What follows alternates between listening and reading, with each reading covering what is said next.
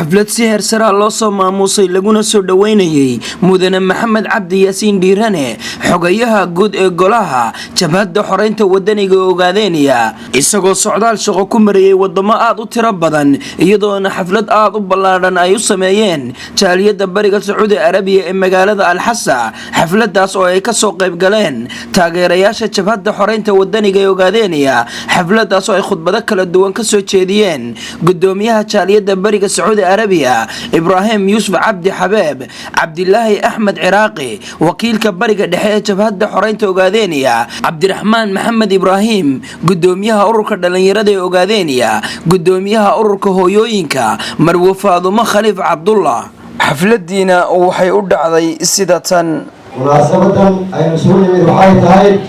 munaasabad soo dhaweyn ah oo ku soo dhaweynayno mas'uul sare oo inuu yimid socdaal shaqo qaran waa maxamed cabdi yaasiin dhiirane waxaynu doonaynaa inaynu hawshan ka qayb qaadano qadiyadeenna iyo taageerada hayno xubnaha jabhadda waddanka xoreynta Ogaadeenaya waxa weeyaan iyagoo la soo qasbay oo la keenay ayaa la soo dababixiya laakiin idinka waxaan idinka mahadcelinayaa sida sharafta la shirka uga soo qayb gasheen iyadoo qof ka mida oo idinka mida oo la soo qasbay aanu jirin ee aad ku timaadeen damaciina iyo rabitaankiina iyo danjibadiina iyo ujeedadiina soo saa ku weelaan maanin meelay soo qasbay warsaa xoog u hadla maxaa meelay soo qasbay waad mahadsantihiin oo weligiin anagu gabowno aabahayo ku dhimay oo ugu ku dhimay idinkuna aad sidoo nahaanaysa ragna oo iska celiya cadowgiina oo Soomaalidan tada iyadana maxay ahayd cadowgeed u kala dheeranaysa Ilaahay ha soo hagaajiyo marka munaasabadan way ka bedelan tahay munaasabadii hore waxaa loo yimiday madax ka socota jabhadda sare ee wadaniga xoreynta Ogaadeenaya oo markii koowaad waxaa wada dadka shucuubtoodu inay sidii hore ka bedelan ay soo dhaweynayso taan waxaa walaal sababay ruwaynta aynu ka hubaynay aynu ka guugaanay iyo fahamka xaqiiqada ah ee ah waxaa qoriga loo sito ee jabhadda waddanka xoreynta Ogaadeenaya shacab weynaha Soomaaliyeed ee loo qaybiyay 5 meelood haddana kala Soomaaliya iyo Jabuuti iyo Waqooyi bari Kenya iyo Ogaadeenaya haddii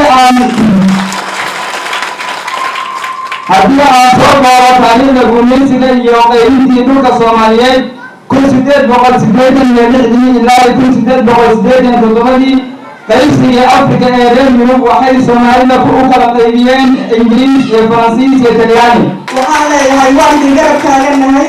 hortiinaan taaganahay wareertiinaan taaganahay annagu qori maridi kama aawan baan ahay laakiin garabkiinaan taaganahay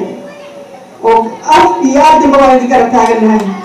khudbadahaas kadib waxaa xafladda soo xidhay mudane maxamed cabdi yaasiin dhiirane xogayaha guud ee jabhadda xoreynta wadaniga Ogaadeenaya isagoona aad ugu dheeraaday muhiimadda ay leedahay wadaninimada iyo xorriyadda hadaladiisina waxaa ka mid ahaa taariikhda Ogaadeenaya iyo qadiyada Ogaadeenaya waa xilligii rajadii ugu weyneyd ay gaadhay dhibaatadii ugu weyneyd ay ku dhacday waxaa la yiraahdaa waa xilliga adduunkii waxaad aragteen hadda idinku hadda aad la kowsateen